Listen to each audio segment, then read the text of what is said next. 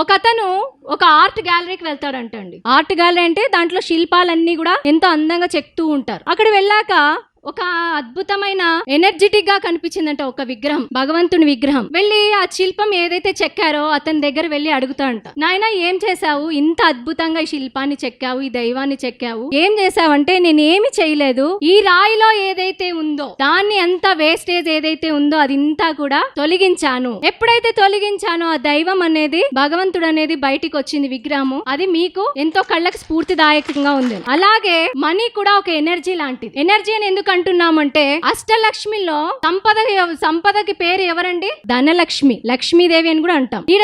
ఇక్కడ శక్తి అంటే ఒక ఎనర్జీ. అమ్మవారిని ఏ విధంగా కొలుస్తామండి? ఒక శక్తి స్వరూపిణిగానే చూస్తాం. అప్పుడు మనీ అనేది ఏంటండి? శక్తి. అలాగే ఈ శక్తి మన జీవితంలోకి రావాలి అన్నప్పుడు మన చుట్టూ ఏదైతే సరికాని భావాలు, సరికాని అపోహలు, సరికాని నమ్మకాలు, భావాలు ఏవైతే ఉన్నాయో మన చుట్టూ నుంచి అవి తొలగించుకున్నప్పుడు మనము సంపదే కాకుండా ఆత్మ జ్ఞానాన్ని కూడా ఎంతో సునాయాసంగా మనము మన జీవితంలోకి తెచ్చుకోవచ్చు.